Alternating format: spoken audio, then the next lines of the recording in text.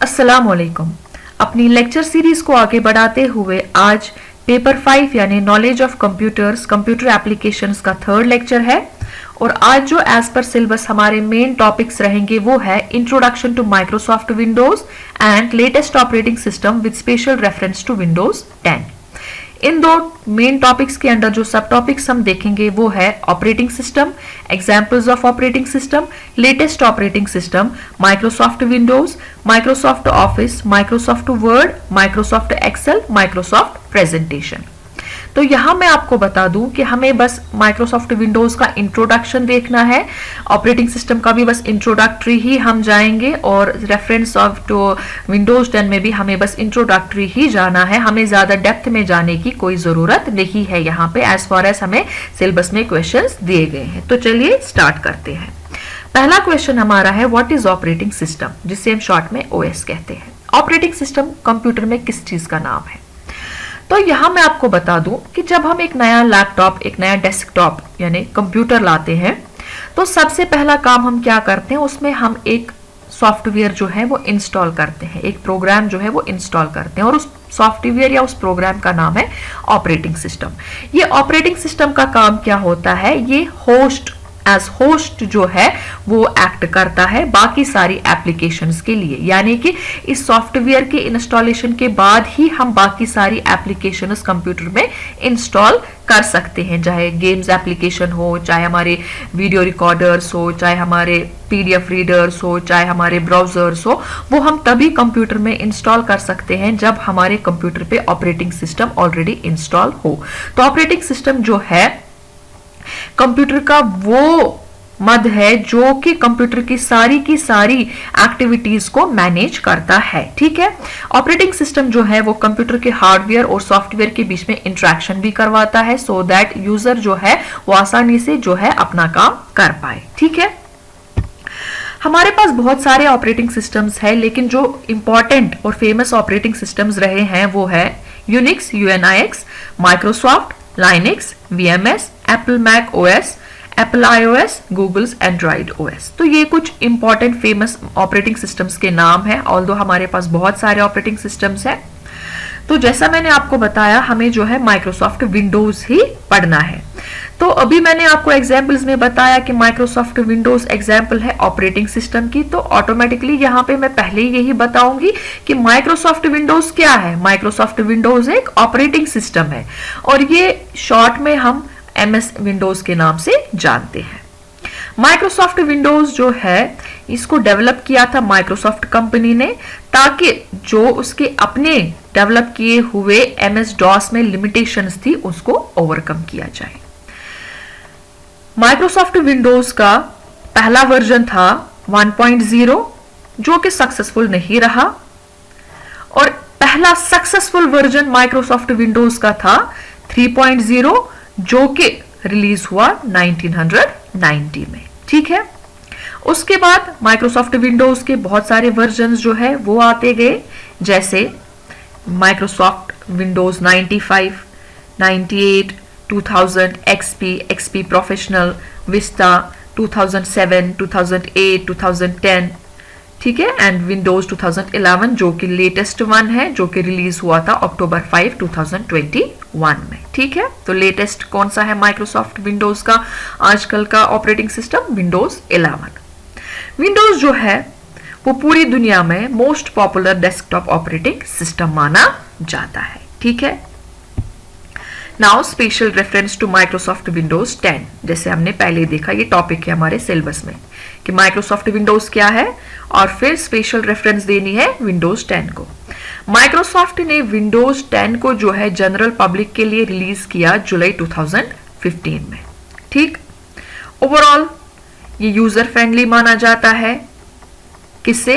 As compare to Windows 8 से, because इसका काफी ज्यादा ट्रेडिशनल इंटरफेस है, ये डेस्कटॉप फ्रेंडली है। ठीक है, इसमें इंप्रूव्ड परफॉर्मेंस है as compare to past versions, जिससे सिस्टम को एक्स्ट्रा सपोर्ट जो है वो मिलता है। ठीक है, नाउ नेक्स्ट टॉपिक हमारा है एमएस ऑफिस। जैसे मैंने आपको बताया हमें इन टॉपिक्स को डेप्थ में नहीं पढ़ना है, सुपरफिशियली पढ़ना है। बिकॉज हमें खाली इंट्रोडक्शन मांगा गया है, रेफरेंसेस मांगी गई है एज पर क्वेश्चन। तो माइक्रोसॉफ्ट ऑफिस क्या होता है? माइक्रोसॉफ्ट ऑफिस एक सॉफ्टवेयर है, ये ऑपरेटिंग सिस्टम नहीं है। ऑपरेटिंग सिस्टम है माइक्रोसॉफ्ट विंडोज, एमएस ऑफिस एक सॉफ्टवेयर है, ये भी माइक्रोसॉफ्ट वालों ने ही डेवलप किया है, ठीक है। तो माइक्रोसॉफ्ट ऑफिस एक सॉफ्टवेयर है जो कि डेवलप किया गया माइक्रोसॉफ्ट की तरफ से 1988 में। ये एक ऑफिस सूट है, यानी इसमें एक ग्रुप ऑफ एप्लीकेशंस आती है जो कि आजकल की दुनिया की कंप्यूटर यूजेज की कोर बन गई है, यानी बेसिक बन गई है। एमएस ऑफिस के अंदर जो एप्लीकेशंस का ग्रुप हमें मिलता है वो आजकल के दुनिया की जो भी हम ऑफिशियल काम कर, जो भी बिजनेस काम होता है उनके बेसिक कोर फंक्शन करते हैं, ठीक है। इसमें यानी एमएस ऑफिस में, यानी ऑफिस सूट में, यानी ग्रुप ऑफ एप्लीकेशंस जो है एमएस ऑफिस की, उसमें वर्ड प्रोसेसर जिसे हम शॉर्ट में एमएस वर्ड कहते हैं या वर्ड कहते हैं वो आता है। स्प्रेडशीट प्रोग्राम आता है जिसे हम एक्सेल कहते हैं। प्रेजेंटेशन प्रोग्राम है जिसे हम पावर पॉइंट कहते हैं। ईमेल क्लाइंट है जिसे हम आउटलुक कहते हैं। डेटाबेस मैनेजमेंट सिस्टम है जिसे हम एक्सेस कहते हैं। और डेस्कटॉप पब्लिशिंग ऐप है जिसे हम पब्लिशर कहते हैं। तो ये एमएस ऑफिस सूट के अंडर आती है। ऑफिस सूट मींस जहां पे आपको एक ग्रुप ऑफ एप्लीकेशंस जो है वो एक साथ किसी एक पर्टिकुलर सॉफ्टवेयर में मिलती है, ठीक है। तो जैसे हम एमएस ऑफिस को इंस्टॉल करते हैं तो उसके साथ साथ हमें जो है क्या क्या उसमें एप्लीकेशंस मिल जाती हैं, Word, Excel, PowerPoint, Outlook, Access, Publisher वगैरह, ठीक है। नाउ पहला है एमएस वर्ड। जैसे आप सबको पता है जो भी हम ऑफिशियल डॉक्यूमेंट्स टाइप करते हैं, जैसे हमारी कम्युनिकेशंस होती है, लेटर्स, ड्राफ्ट्स, सर्कुलर्स, नोटिंग्स या मेमोज वगैरह, वो हम सारा वर्ड में कर लेते हैं, है ना। तो एमएस वर्ड जो है वो रिलीज हुआ 25 अक्टूबर 1983। एमएस वर्ड फाइल का जो एक्सटेंशन होता है वो होता है डीओसी। आपने देखा होगा जब फाइल क्लोज होती है और उस पे हम कर्सर लेके जाते हैं, वहां पे नाम चढ़ता है, लास्ट पे चढ़ता है .doc, ठीक है। जैसे मैंने बताया एमएस वर्ड जो है वो यूजफुल है डॉक्यूमेंट्स क्रिएट करने में, है ना। टेम्पलेट्स भी इसमें जो है हम क्रिएट कर सकते हैं प्रोफेशनल्स के लिए। Work art, colour, image, animations, वो सारी की सारी हमें इसमें मिल जाती है। यानी कि इसमें जो फंक्शंस है एमएस वर्ड में बहुत सारी फंक्शंस है, जिसमें वर्ड आर्ट है, जिसमें कलर्स है। जब हम इंसर्ट टैब में जाते हैं वहां पे हम देखते हैं कि बहुत सारी इमेज हम इंसर्ट कर सकते हैं, एनिमेशंस इंसर्ट कर सकते हैं, वर्क आर्ट जो है या कलर्स वगैरह वो इंसर्ट कर सकते हैं, ठीक है। ऑथर्स इसको यूज करते हैं राइटिंग के लिए और अपनी वर्क को एडिट करने के लिए। और बिजनेस या ऑफिसेज में तो ये, या स्कूल्स में ये हम इस्तेमाल करते हैं डॉक्यूमेंट्स जो कि हमारी जैसे ड्राफ्टिंग्स होती है उनके लिए, है ना। तो ये इस तरीके का दिखता है। इस तरीके से हमारा जो है माइक्रोसॉफ्ट ऑफिस का पेज खुलता है। इसमें ऊपर जो है file, home, insert, design, layout, references, mailings, review, view वगैरह ये सारे ऑप्शंस। और इसके नीचे हमारे इन सब ऑप्शंस को मुझे एक्सप्लेन करने की जरूरत नहीं है, आप सब बखूबी इनके साथ जो है वाबस्ता है, हम इन सब को यूज करते हैं और हमें इनको एक्सप्लेन करने की जरूरत नहीं, बिकॉज इतना एग्जाम में आता भी नहीं है। और मुझे इसलिए भी जरूरत नहीं है बिकॉज हम सब इस चीज से जो है पता है हमें कि ये सब क्या है, ठीक है। हम ये चीज को ऑलरेडी यूज करते हैं। आजकल जो है टेक्स हेवी वर्ल्ड है, सबको पता है कि कहाँ पे कौन सा ऑप्शन है इसका, तो मुझे यहाँ पे एक्सप्लेन करने की जरूरत नहीं है, ठीक है। तो अब जो इस एमएस वर्ड का जो मैंने अभी आपको ये पेज दिखाया, इसके जो अलग अलग जो पार्ट्स हैं उनका क्या नाम है वो यहाँ पे है आपको दिए गए। इनको आप याद कीजिएगा सो दैट आपको एग्जाम में अगर पूछा जाए कि किस पोर्शन को एमएस वर्ड के क्या कहते हैं तो वहां पे आपको जो है वो सारा का सारा आप लिख सकते हैं, ठीक है। तो इसको यहाँ पे वीडियो को आप पॉज करके ये ऑप्शंस देख सकते हैं, ठीक। उसके बाद जो ऑप्शंस है होम, उसमें हमारी क्या क्या चीजें आती है, font colour, font size, font style, alignment, bullet line, spacing etcetera. Insert है जिसमें हम text, images, graphs, header, footer, page number वगैरह जो है वर्ड में इंसर्ट कर सकते हैं। डिजाइन है जिसमें हम टेम्पलेट्स या डिजाइंस को क्रिएट कर सकते हैं। पेज लेआउट है जिसमें हम margin, orientation, column lines, indents वगैरह को जो है वो देखते हैं। रेफरेंसेस जो है वहां पे हम जो है इस्तेमाल करते हैं footnote, table of content, caption वगैरह के लिए, या उसमें हमें रेफरेंसेस जो है वो लेंथी डॉक्यूमेंट्स को जो है या राइटिंग बुक्स में भी हमें काफ़ी काम आते हैं। रिव्यू में हम स्पेलिंग चेक करते हैं, ग्रामर चेक करते हैं, वर्ड काउंट हमारा आता है, लैंग्वेज, ट्रांसलेशन। तो ये थोड़े से जो इसमें हमारे बहुत सारे ऑप्शंस में से ये कुछ ऑप्शंस है जिसको मैंने यहाँ पे थोड़ा सा एक्सप्लेन किया है, सो दैट अगर एग्जाम में पूछा जाए तो आप लिख सकते हैं, ठीक है। ऑल्दो आपको ऑलरेडी ये सब चीजें पता है, ये सब एक्सप्लेन करने की जरूरत नहीं है। ऑल्दो मुझे ये वीडियो बनाने की भी जरूरत नहीं थी इस टॉपिक पे, बिकॉज हम सब इससे वेल एक्वेंटेड है ऑलरेडी। हमें जो है ये वर्ड के साथ तो दिन भर हम काम करते ही रहते हैं, लेकिन still examination point of view से और सिलेबस को कवर करने की गर्ज से मैंने ये वीडियो बनाया, ठीक है। तो ये कुछ ऑप्शंस है किसमें, वर्ड में, जो कि हमें काम आते हैं जब हम वर्ड में काम करते हैं, ठीक है। दूसरा MS Excel. MS Excel spreadsheets के लिए यूज होता है mostly. Spreadsheets you know tabulated form जिनमें हम टेबल्स बनाते हैं, और वहां पे हमें जो है जब हमारे पास ऐसे टेबुलेशंस में डेटा को आपने रखना पड़ता है, उस टाइम पे हम एमएस एक्सेल को यूज करते हैं, ठीक है। तो स्प्रेडशीट जो है इसका, यानी कि जो शीट होता है एक्सेल का, उसमें रोज और कॉलम्स होते हैं, ठीक है। ये एक डाटा प्रोसेसिंग एप्लीकेशंस है। लार्ज डाटा या जिसे हम डेटा भी कहते हैं वो हम इसमें आराम से मैनेज कर सकते हैं टेबुलर फॉर्म में। इसमें कैलकुलेशंस जितनी भी ज्यादा हो, बहुत ही कम टाइम में बहुत ही आसानी से थ्रू फॉर्मूलाज होती है, ठीक है। इसका फाइल एक्सटेंशन जो है वो XLS है, ठीक। तो इस तरीके का दिखता है आपका एक्सेल शीट। ये जो सेल्स बनाई हुई है इनको हम जो है हॉरिजॉन्टल और वर्टिकल फॉर्म में जो है वो काउंट करते हैं। और ये जो भी जिस तरीके से वर्ड में ऊपर बहुत सारे ऑप्शंस दिए गए थे, यहाँ पे भी उसी तरीके से बहुत सारे ऑप्शंस हैं, और ये इन ऑप्शंस का नाम है। आप वीडियो को पॉज करके ऑप्शंस को देख सकते हैं कि किस वाले पार्ट को, किस वाले पोर्शन को किस नाम से जाना जाता है। बिकॉज जो मैंने इससे पहले भी वर्ड में दिखाया और इसलिए यहाँ भी दिखा रही हूँ, क्योंकि एग्जाम में आता है कि सेल में इस चीज को, या यहाँ पे जो ये वाला बार होता है इसका क्या नाम है, यहाँ पे जो ये वाला पोर्शन होता है इसका क्या नाम है, ठीक है। फॉर्मूला बार किसको कहते हैं, टूल बार किसको कहते हैं, क्विक एक्सेस टूल बार किसको कहते हैं, ये सारे आते हैं। तो आप वीडियो को पॉज करके इन चीजों को प्लीज देख लीजिएगा, ठीक है।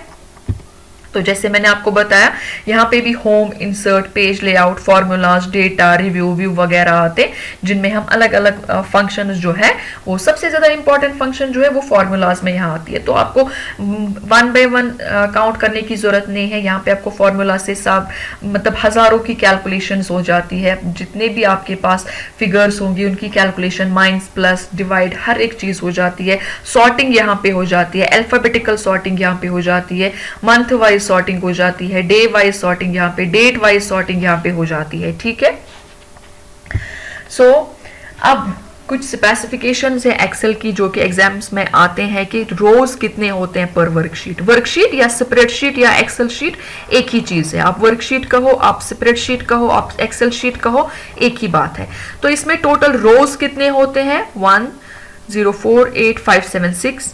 कॉलम्स कितने होते हैं पर वर्कशीट, 16,384।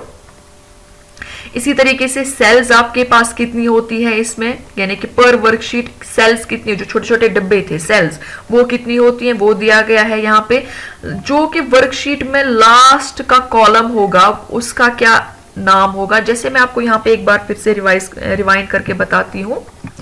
देखिए हमारे पास जो है ABCDEFGH, तो इस तरीके से हमारे जो है इसमें कॉलम्स आते हैं। तो लास्ट वाले कॉलम का जो है ABCD करके क्या नाम आएगा, XFD, ठीक है।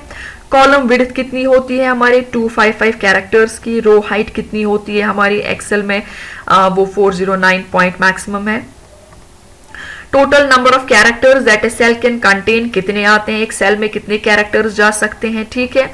उसके बाद जूम रेंज क्या है, फाइल नेम लेंथ जो है वो क्या है, उसके बाद जो है यानी कि फाइल जो हम उसका नाम रखेंगे फाइल का, उसमें कितने कैरेक्टर्स हम लिख सकते हैं। यानी एक्सेल फाइल का नाम जो हम रखेंगे 218 कैरेक्टर्स लिख सकते हैं, उसमें हमारा user name, documents, file name जो है, पाथ फाइल का, वो सारा आता है, और लास्ट में जो है इसका एक्सटेंशन भी आता है। ठीक है,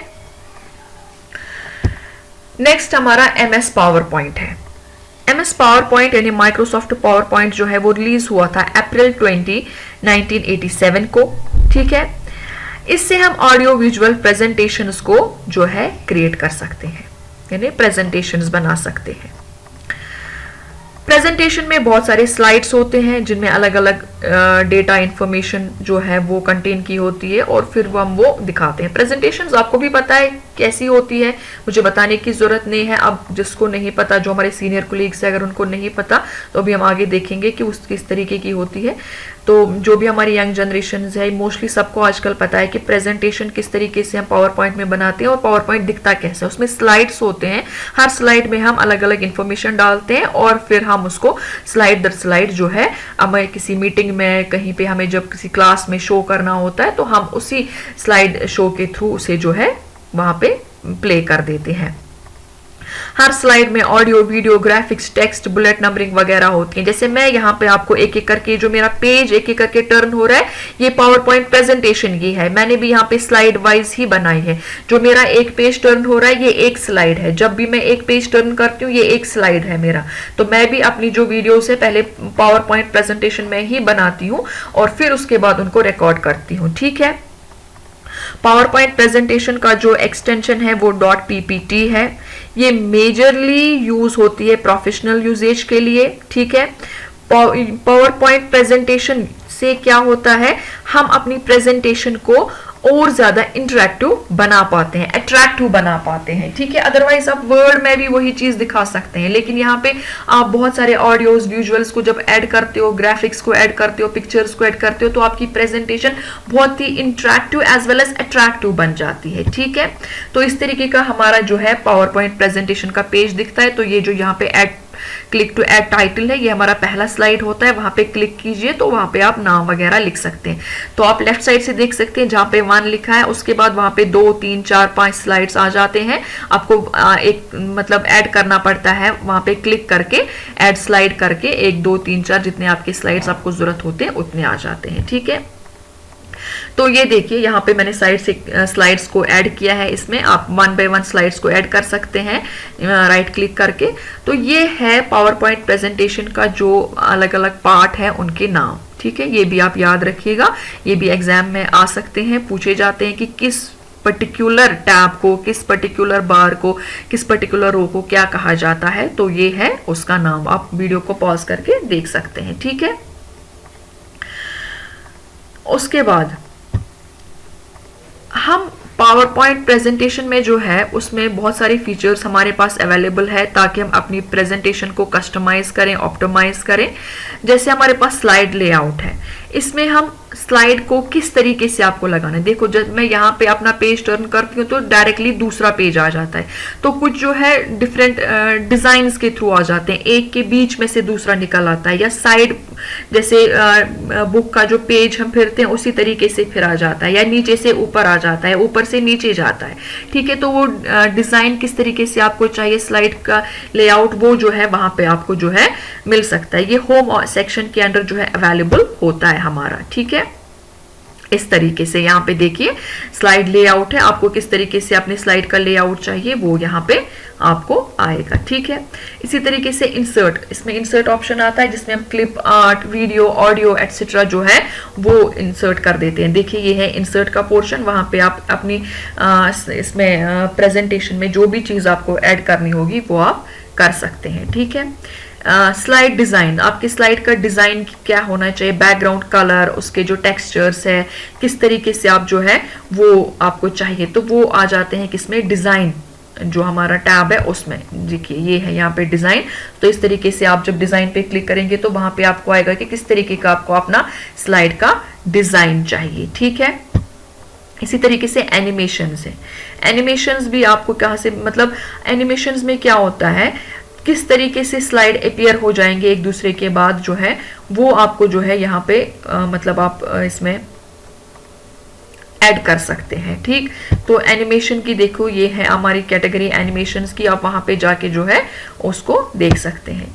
इसी तरीके से हमारा जो है पावर पॉइंट प्रेजेंटेशन खत्म होता है। और ये बहुत ही इंपॉर्टेंट चीज है, हमारे पास कुछ शॉर्टकट कमांड्स है जो कि आपको याद रखनी पड़ेगी। इसमें से सारी की सारी तो नहीं रखनी है, लेकिन ये बहुत ही फायदेमंद है आपकी डे टू डे यूज के लिए भी और एग्जामिनेशन पॉइंट ऑफ व्यू के लिए भी, क्योंकि वहां पे कभी ऑब्जेक्टिव्स आते हैं या वहां पे जो है फिल इन द ब्लैंक्स करके आते हैं कि बताइए कंट्रोल एन से क्या होता है, या न्यू डॉक्यूमेंट हम कैसे क्रिएट करेंगे, सेव कैसे करेंगे, उसके लिए क्या कमांड है।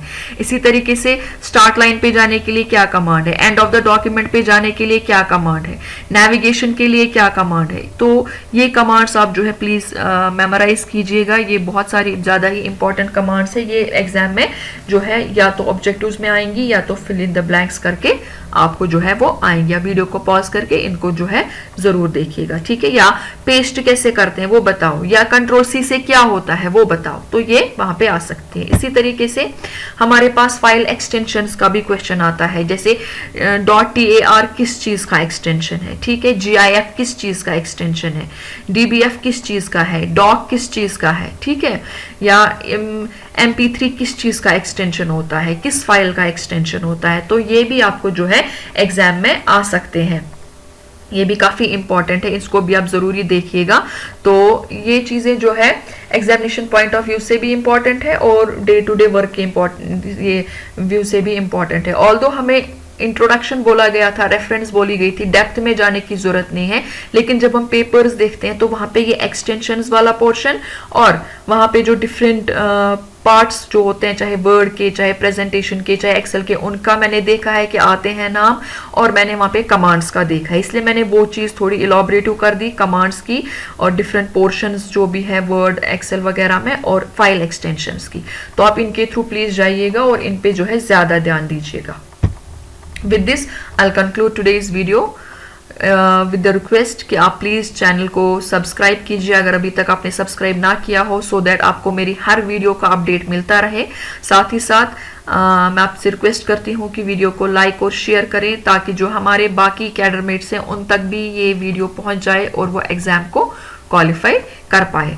यहाँ मैं आपको एक और बात कहूंगी, अगर आपका कोई भी क्वेश्चन हो आप कमेंट सेक्शन में कर सकते हैं या मुझे ईमेल कर सकते हैं दिए गए ईमेल पे, या मुझे जो है आप फेसबुक पेज पे भी मैसेज कर सकते हैं। Thank you very much.